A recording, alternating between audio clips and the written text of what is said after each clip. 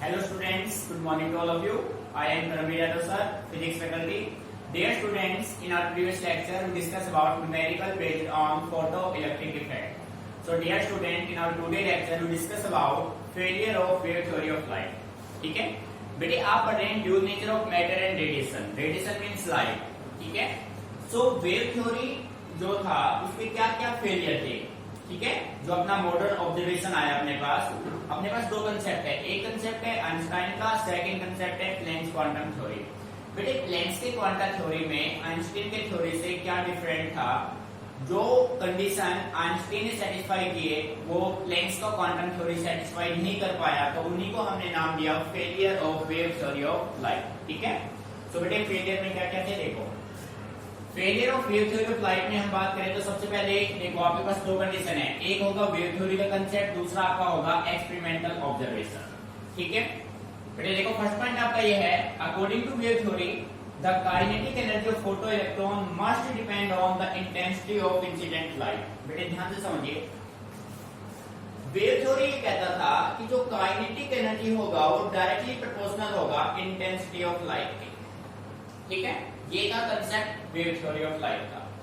अब हम अगर आइंस्टाइन के कंसेप्ट की बात करें, मॉडर्न थ्योरी की बात करें, तो बेटे आपने टॉपिक स्टडी किया था laws of photo electric effect. ठीक है. फोटो इलेक्ट्रिक इफेक्ट में आपने स्टडी किया था kinetic energy directly proportional to frequency of light and intensity directly proportional to number of free electron. बेटे स्टडी किया था ना. क्या मॉडर्न थ्योरी के अकॉर्डिंग एक्सपेरिमेंटल ऑब्जर्वेशंस के अकॉर्डिंग ये रिलेशन मैच कर रहा है? नहीं कर रहा. इट मींस ये रिलेशन क्या है? रॉन्ग है. तो फर्स्ट पॉइंट हम कह सकते हैं according to wave theory the kinetic energy of photo electron must depend on the intensity of incident light.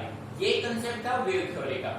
But जो एक्सपेरिमेंटल ऑब्जर्वेशन है वो ये कहते हैं कि जो काइनेटिक एनर्जी है वो जो है इंटेंसिटी पे डिपेंड नहीं करता है. The kinetic energy of photo electron does not depends on intensity of incident light.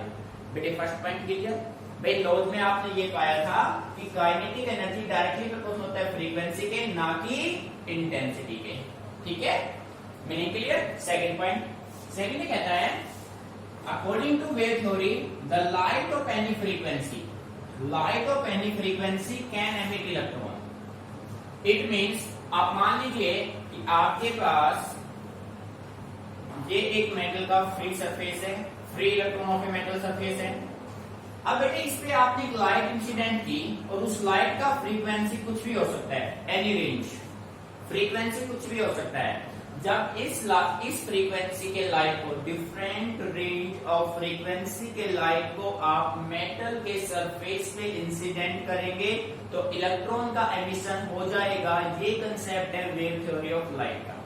But जब आपने प्रैक्टिकल इसको किया, जब आपने एक्सपेरिमेंट किया तो आपने पाया कि लाइट का फ्रीक्वेंसी ग्रेटर है थ्रेशोल्ड फ्रीक्वेंसी से, तो ही फोटो इलेक्ट्रिक इफेक्ट होगा, एनीवे नहीं होगा. बेटे फर्स्ट तो आपने स्टडी किया था photo electric effect takes place only if the frequency of light is greater than the threshold frequency. It means wave theory का एक ड्रॉबैक हो गया भाई. हो गया ना भाई. वेव थ्योरी ये कहता है कि आप किसी भी फ्रीक्वेंसी के लाइट को मेटल के सरफेस पे इंसिडेंट करते हैं तो इलेक्ट्रॉन का एमिशन हो जाएगा. बट जब हमने उसको एक्सपेरिमेंटली किया तो हमने पाया यदि लाइट का फ्रीक्वेंसी ग्रेटर है थ्रेशोल्ड फ्रीक्वेंसी से तो ही फोटो इलेक्ट्रिक एमिशन होता है, एनीवे नहीं होगा. सेकंड पॉइंट क्लियर बेटे. थर्ड पॉइंट देखो बेटे. थर्ड में ये कहता है वेव थ्योरी कहता है the energy transferred by light will not go to a particular electron but it will be distributed uniformly to all electron present in the illuminated surface. मेरे बात को समझना. देखो इस लाइन का मीनिंग क्या है भाई. वेव थ्योरी ये कहता है भाई मान लो आपके पास ये free electron of a metal है. ठीक है. अब मान लो इसमें आपके पास नंबर ऑफ इलेक्ट्रॉन 100 है. कितने इलेक्ट्रॉन मान लिया हमने? 100. अब हमने यहाँ पे एक लाइट इंसिडेंट किया लाइट को जब हमने इंसिडेंट किया तो ये जो लाइट एनर्जी है ये इन 100 इलेक्ट्रॉन में इक्वली डिवाइड होगा। यानी कि ऐसा नहीं कोई एक इलेक्ट्रॉन एनर्जी एब्जॉर्ब करके बाहर चला जाएगा, एमिशन कर देगा, ऐसा नहीं है। वेव थ्योरी ये कहता है आप जो भी लाइट इंसिडेंट करेंगे ना, वो लाइट इस मेटल सरफेस में जितने भी इलेक्ट्रॉन प्रेजेंट हैं उन सभी इलेक्ट्रॉन में इक्वली डिस्ट्रीब्यूट होगा। पर बेटे जब हमने उसको एक्सपेरिमेंट किया तो हमने पाया कि but according to experimental observation that the emission of electron takes place instantaneously. Instantaneous हमने पढ़ा था laws of photo electric effect में। तो बेटे हमने मॉडर्न में पाया, एक्सपेरिमेंट में आपने पाया कि जैसे आप लाइट इंसिडेंट करोगे इलेक्ट्रॉन एनर्जी गेन करके जल्दी से क्या हो जाएगा, एमिट हो जाएगा ना। तो वेव थ्योरी का कंसेप्ट क्या हो गया, फेल हो गया भाई। तो बेटे ये थे main failure of wave theory of light. अब डियर स्टूडेंट्स आपने अगर अच्छे से गौर किया हो तो आपने देखा ये तीनों फेलियर आपके एक topic laws of photo electric effect से ही आ रहे हैं। ये मान लो आप सिंपल वे में ये कह सकते हैं जो आपका laws of photo electric effect है वो आपका एक्सपेरिमेंटल ऑब्जर्वेशन है। वो जो कंसेप्ट है उनके अपोजिट जो कंसेप्ट है वो सारे किसके हैं, वेव थ्योरी के। मीनिंग समझ में आ रहा है ना। यानी कि हम कहते हैं कि भाई लाइट का फ्रीक्वेंसी ग्रेटर हो थ्रेशोल्ड से तो ही फोटो इलेक्ट्रिक इफेक्ट होगा। तो इसका रिवर्स क्या होगा कि लाइट का फ्रीक्वेंसी कोई भी हो तो फोटो इलेक्ट्रिक एमिशन हो जाएगा। ये कंसेप्ट किसका होगा, वेव थ्योरी का। मीनिंग समझ में आ रहा है। तो प्यारे बच्चों एक एक पॉइंट क्लियर हो गया। यानी कि आपके laws of photo electric effect practical यहाँ पे एप्लीकेबल है। मीनिंग समझ में आ गया। तो बेटे ये थे main drawback of failure of या we can say that failure of wave theory of light. ठीक है, एक एक पॉइंट को अच्छे से ऑब्जर्व करना है बेटे। करीब टाइम सीबीएसई ने रिपीट किया है, क्वेश्चन को अच्छे से ऑब्जर्व करना है। ठीक है, एक एक वर्ड का मीनिंग आपको पता हो, कोई भी बात समझ में नहीं आ रही है तो आप पूछ सकते हैं। Clear, note it down carefully.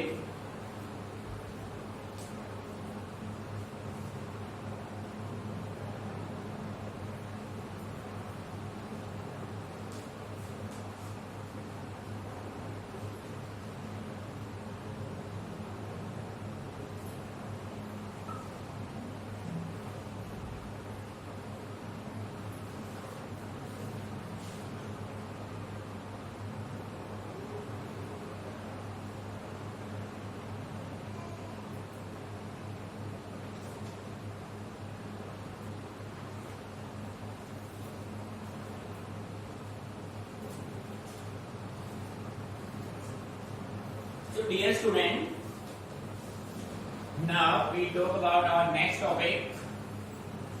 बेटे अब जो नेक्स्ट टॉपिक आपका यूनिट का नाम क्या है, आपका यूनिट है dual nature of matter and radiation.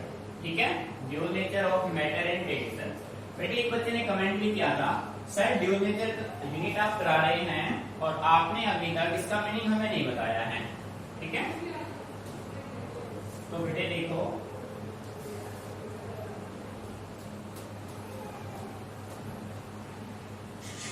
मैं एक बच्चे का सेकंड लेक्चर में ही मेरे पास मैसेज आ गया था, कमेंट आया था कि सर आप ड्यूल नेचर यूनिट करा रहे हो पर ड्यूल नेचर का मीनिंग तो आपने मुझे बताया नहीं है। प्यारे बच्चों मैं आपको स्टार्टिंग से कहता रहा हूँ, फिजिक्स में बस पेशेंस रखो आप। ठीक है, क्योंकि हम एक चैन सिस्टम से स्टडी कराते हैं, कंसेप्ट को कंसेप्ट से जोड़ के चलते हैं। ठीक है, अब ड्यूल नेचर का कंसेप्ट क्लियर होगा फेलियर ऑफ वेव थ्योरी। यानी कि ड्यूल नेचर, ड्यूल मीन्स होता है बेटे टू, नेचर मीन्स उसका नेचर, ये प्रकृति उसका। ठीक है, यानी रेडिएशन अपना लाइट होता है, हमें प्रूव करना है लाइट के दो नेचर होते हैं, एक होता है वेव नेचर, दूसरा होता है पार्टिकल नेचर। 1922 से पहले अपने पास एक सिंगल नेचर एग्जिस्ट करता था, that nature is said to be wave nature. ठीक है, 1922 में एक साइंटिस्ट आया लुईस डी ब्रोगली, उन्होंने ये प्रूव किया कि लाइट के पास टू नेचर्स होते हैं, वेव के साथ साथ पार्टिकल नेचर भी एग्जिस्ट करता है। ठीक है, सो हेडिंग बना लीजिए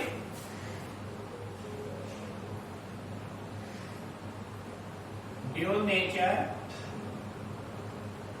of radiation. Dual nature of radiation. बेटे रेडिएशंस क्या होते हैं, रेडिएशंस आपके लाइट होते हैं, रेडिएशंस क्या होते हैं, light.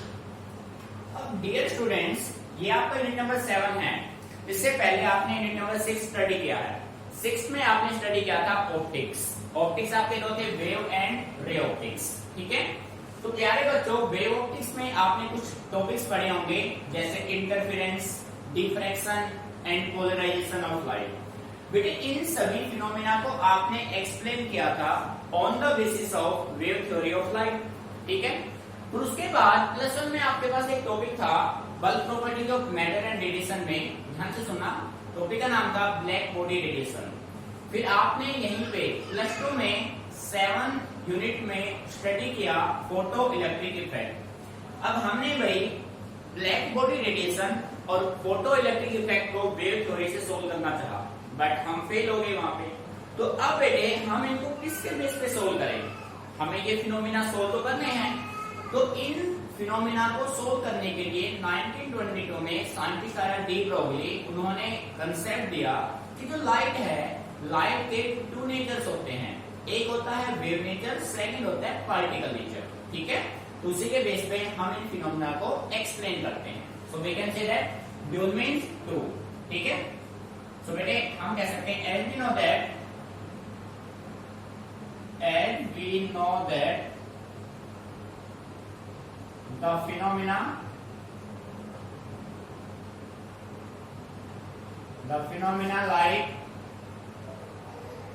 the phenomena like interference, diffraction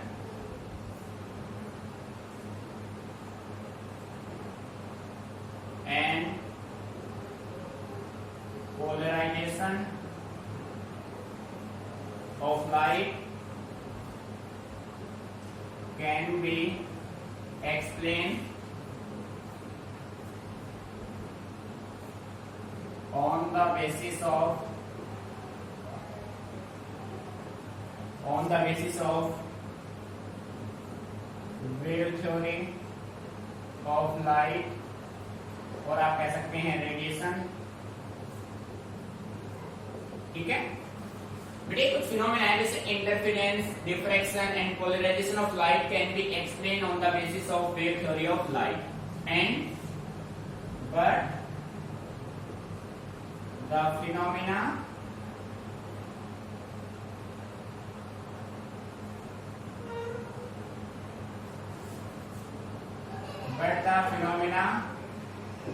like photoelectric effect,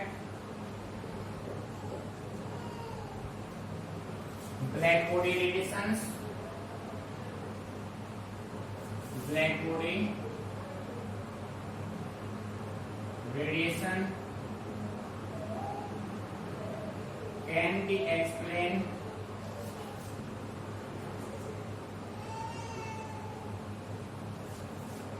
on the basis of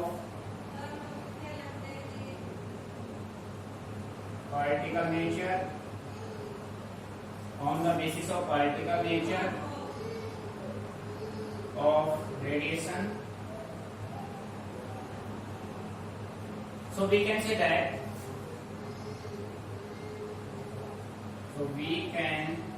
so light या radiations, so radiations sometimes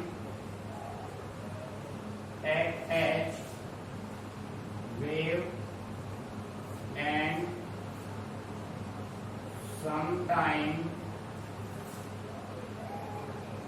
act as particle,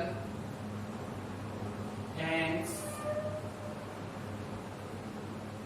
radiation has dual nature। बेटे बात को ध्यान से समझिए, देखना नहीं है, ध्यान से सुनो। बेटे देखो, हमें प्रूव करना है ड्यूल नेचर ऑफ रेडिएशन और लाइट, ठीक है। अब जैसा कि आप सभी जानते हैं, आपने वेव ऑप्टिक्स में इंटरफेरेंस पढ़ा, डिफ्रैक्शन एंड पोलराइजेशन कंसेप्ट आप पढ़ चुके हैं ना। बेटे आप जानते हैं phenomena like interference, diffraction and polarization of light can be explain on the basis of wave theory of light, but the phenomena like photoelectric effect, black body radiation can be explain on the basis of particle nature of radiation.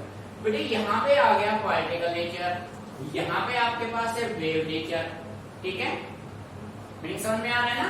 तो it means जो radiation है वो कभी कभी act करेगा wave की तरह और कभी कभी एक्ट करेगा पार्टिकल की तरह। तो आप कह सकते हैं light has dual nature. Light जो है उसके कितने नेचर होते हैं? दो नेचर, एक वेव नेचर, दूसरा पार्टिकल नेचर, ठीक है। बेटे अच्छे से समझ के इसको करना है, कोई भी पॉइंट लाइन समझ में नहीं आता है तो आप उसको डिस्कस कीजिए, ना कि रटना है चीजों को, ठीक है। Note it down.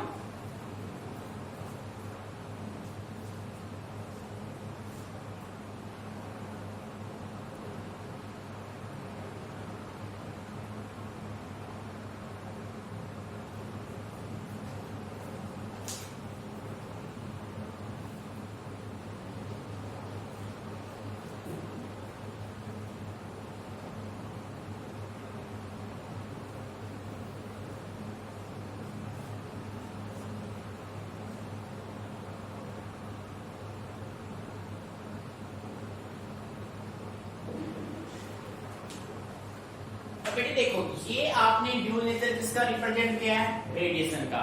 हमने आपसे कहा 1922 में एक साइंटिस्ट आया लुईस डी ब्रोगली, उन्होंने कहा लाइट का सेकंड नेचर होता है दैट इज पार्टिकल नेचर, ठीक है।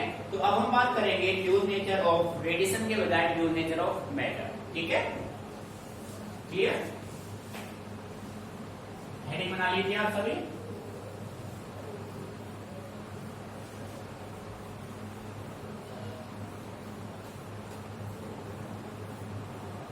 बेटे हेडिंग बना लो।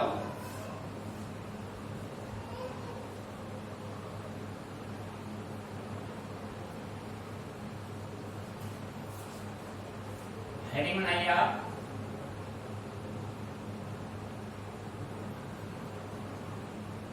ड्यूल नेचर ऑफ मैटर, ठीक है। और बेटे आप कह सकते हैं डी ब्रोगली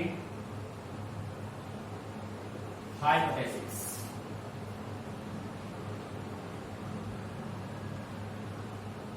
बेटे कंसेप्ट दिया था डी ब्रोगली ने 1922 में, ये ध्यान रखना, ठीक है। Dual nature of matter and radiation, इसी वजह से इसका नाम पड़ा है, ठीक है। कंप्लीट नेट का नाम है dual nature of matter and radiation.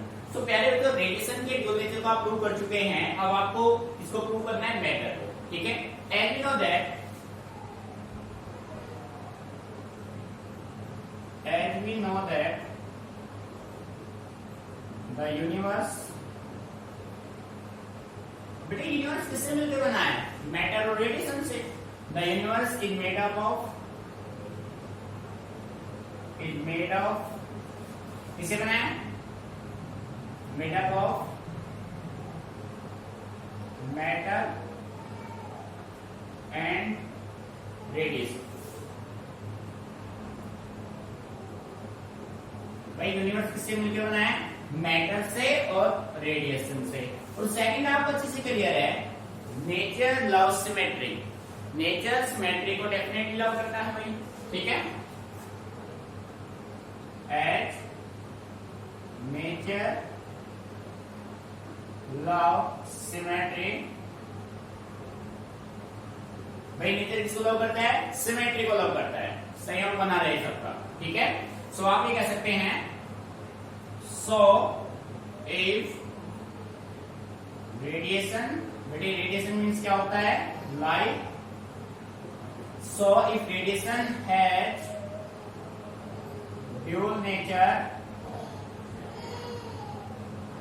Then matter must have dual nature. Matter must have dual nature. It means matter must have wave nature। Matter के पास कौन सा नेचर होगा भाई? वेव नेचर, ठीक है। मेरे मीनिंग आ रहा है समझ में? हाँ समझिए भाई, लाइट का ड्यूल नेचर है, रेडिएशन का ड्यूल नेचर है, हम प्रूव कर चुके। अब हमें प्रूव करना है कि मैटर का भी ड्यूल नेचर है। बेटे जैसा कि आप सभी जानते हैं, जो अपना यूनिवर्स है, अपना यूनिवर्स किससे मिलकर बना है? मैटर और रेडिएशन से। और नेचर किसको लव करता है? सिमेट्री को डेफिनेटली भाई, ठीक है। As nature love symmetry, so if radiation has dual nature then matter must have dual nature. भाई मैटर, बेटा आप सिंपल कंसेप्ट में समझ लो। मैंने कहा A इज इक्वल टू है B, A इक्वल टू क्या है B, और B इज इक्वल टू क्या है C। तो बेटे क्या मैं कह सकता हूं कि A is equal to C, आया ना? सिमेट्री बना रहे ना भैया। तो सेम कंडीशन में जब हम ये कह रहे हैं कि कंप्लीट यूनिवर्स बना है मैटर और रेडिएशन से, और दोनों में सिमेट्री है, मैटर और रेडिएशन दोनों में क्या है? सिमेट्री। जब बेटे मैटर, जब रेडिएशंस के ड्यूल नेचर हैं तो मैटर के भी क्या होंगे? Dual nature. अब मैटर है एक पार्टिकल, जब मैटर के पास पार्टिकल नेचर है तो उसके पास वेव नेचर भी एग्जिस्ट करेगा। मीनिंग आया समझ में? ये कंसेप्ट दिया था लॉइस डी ब्रोगली ने 1922 में। Clear? Note it down.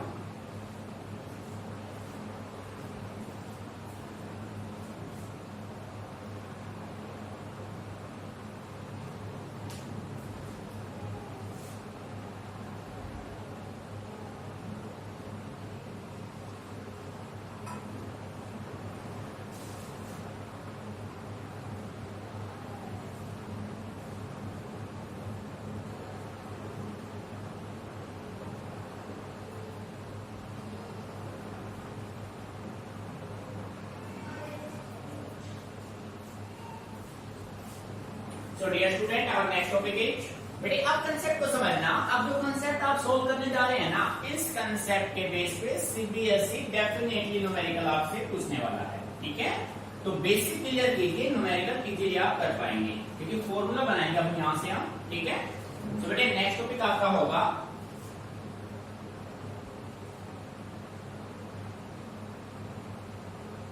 De Broglie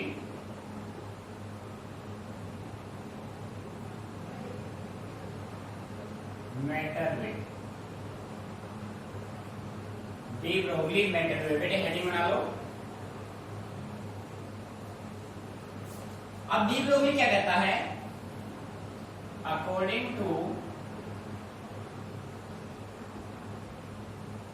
D Broglie, according to de Broglie, a moving particle, a moving particle has wave associated with it. This is called matter wave. This is called matter wave. बेटे समझना ध्यान से। भाई topic है de Broglie matter wave. De Broglie कहते हैं जब कोई भी पार्टिकल मोशन में होता है, जब कोई भी पार्टिकल मोशन में होगा तो क्या एसोसिएट करेगा? वेव एसोसिएट करेगा। A moving particle has wave associated with it, ठीक है। This is called matter wave, ठीक है। मेरी बात समझ में आ रही है? आपसे पूछा जाए what do you mean by D Broglie matter wave, तो आप कहेंगे जब कोई भी पार्टिकल मोशन में होगा तो क्या एसोसिएट करेगा? वेव एसोसिएट करेगा। And this is said to be de Broglie matter wave. Particle wave दोनों नेचर एग्जिस्ट कर रहे हैं ना एक साथ, ठीक है। बेटे नेक्स्ट टॉपिक करते हैं अब हम डी ब्रोगली वेवलेंथ, ठीक है। De Broglie wavelength, next heading बना लो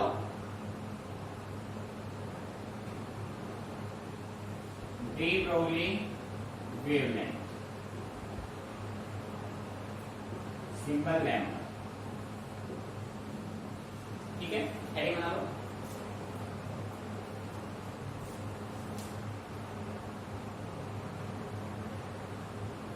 The wavelength of the wave associated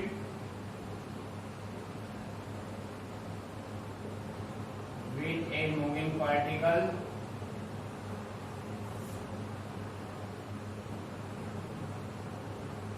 is called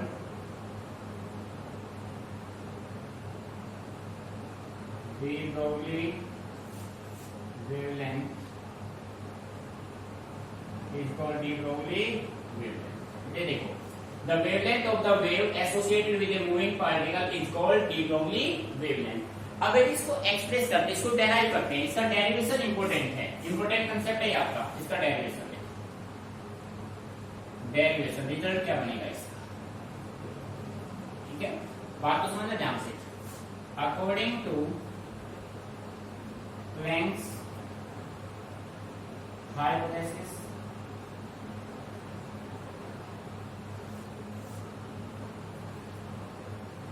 भाई प्लैंक्स का क्वांटम थ्योरी ये कहता है the energy of a photon E is equal to h nu. थोड़ा मॉडिफाई कर दे तो hc अपॉन क्या होगा, lambda. This is your first equation. बेटे क्वांटम थ्योरी है, मॉडर्न थ्योरी है। क्वांटम है प्लैंक्स का, मॉडर्न है आइंस्टाइन का, ठीक है। Second, according to Einstein mass energy equivalence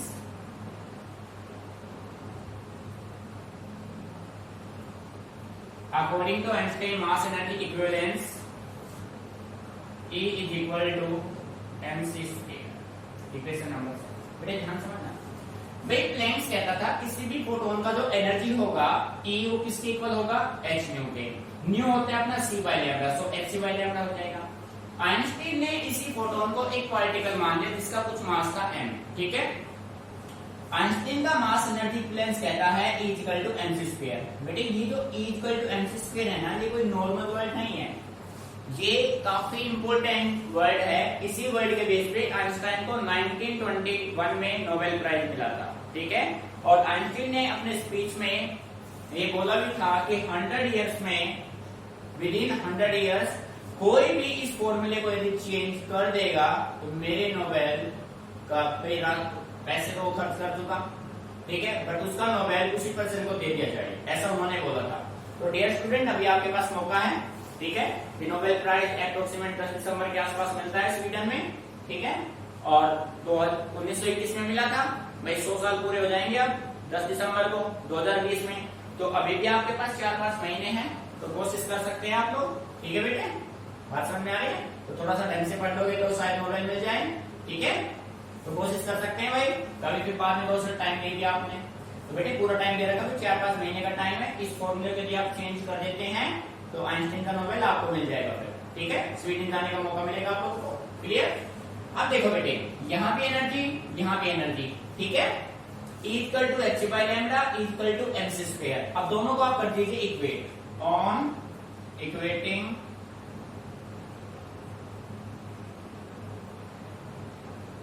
equation first and second we get, बेटे फर्स्ट और सेकंड की इक्वेट आप करेंगे तो अपने पास आएगा hc by lambda is equal to mc square. प्यारे बच्चों, एक c से एक c कैंसिल, c तो कैंसिल हो गया भाई, h by lambda is equal to m into c। बेटे m इंटू c जो है ना आपका, बट m इंटू c किसके बराबर होता है, लीनियर मोमेंटम के। बेटे mass into velocity linear momentum, so आप कह सकते हैं p, आप कह सकते हैं h by lambda is equal to p। So बेटे p किस, यहां से लैम्डा किसके बराबर हो जाएगा, h upon p। This is your required result. The de Broglie wavelength of a matter wave is equal to lambda is equal to h upon p। बेटे आया मेरी समझ में। और आप कह सकते हैं lambda is equal to h upon mv। यहाँ पे v velocity of the particle, velocity of the particle। बेटे एक बार यहाँ पे नोट कर लीजिए, फिर इसके स्पेशल केस अप्लाई करते हैं, ठीक है। Note it down carefully.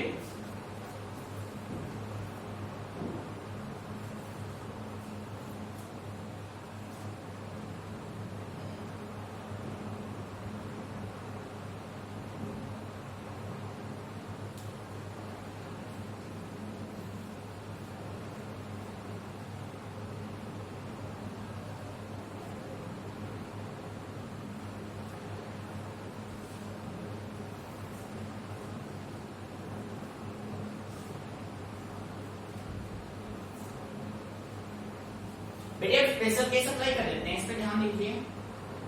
Special cases. बेटे स्पेशल केस से भी क्वेश्चन बन जाते कभी कभी, और शायद इसको सोल्व करने में आपकी हेल्प भी करते भाई एमसी स्क्वायर। ठीक है बेटे देखो, if v is equal to 0, आप मान लीजिए वेलोसिटी 0 है। वेलोसिटी 0 है तो ऑब्जेक्ट किसमें है? रेस्ट में होगा। प्रोटॉन किसमें होगा? रेस्ट में होगा। v अगर 0 हो जाएगा तो बेटे लैम्डा यहां से क्या होगा? Lambda equal to h upon 0, 1 upon 0 infinity. तो बेटे लैम्डा आपका क्या हो जाएगा? इनफाइनाइट। लैम्डा क्या हो जाएगा? Infinite. It means no matter wave, it means no matter wave, no matter wave is associated with the particle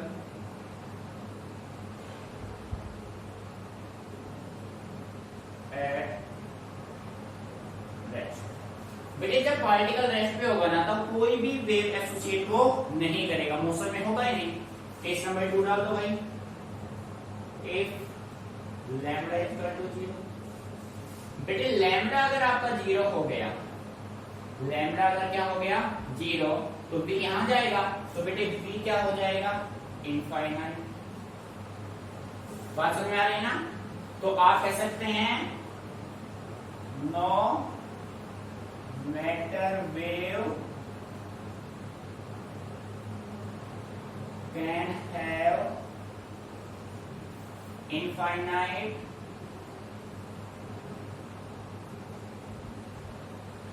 velocity. बेटे आपके पास ऐसा कोई भी मैटर वेव नहीं है जिसकी इंटेंसिटी क्या हो, जिसका वेलोसिटी क्या हो? इनफाइनाइट। ऐसा कोई भी नहीं है। ठीक है। सो प्यारे स्टूडेंट्स, ये था डी ब्रोगली वेवलेंथ। सो बेटे इन थ्योरेटिकल कंसेप्ट को समझ के पढ़ना है आपको, अंडरस्टैंड करना है कंसेप्ट को। ये नहीं कि भाई डेफिनेशन रट ली और पेपर में लिख ली, ऐसा नहीं है। आपको माइंड में सेट करना है चीजों को। देख लो भाई, एक छोटी सी इक्वेशन है और इसी के बेस पे बेटे आइंस्टाइन को नोबेल मिला है, तो कितनी बड़ी बात है। यानी कि इसके अंदर कितना कुछ छिपा हुआ है 3 वर्ड्स के अंदर। बात समझ आ रही है? तो बेटे कंसेप्ट को समझना, अपनी थ्योरी क्लियर करनी है हमें। ठीक है, ताकि जब किसी भी टाइप का कोई भी न्यूमेरिकल आपके सामने जाए आप इजीली उसको टैकल कर पाएंगे। क्लियर?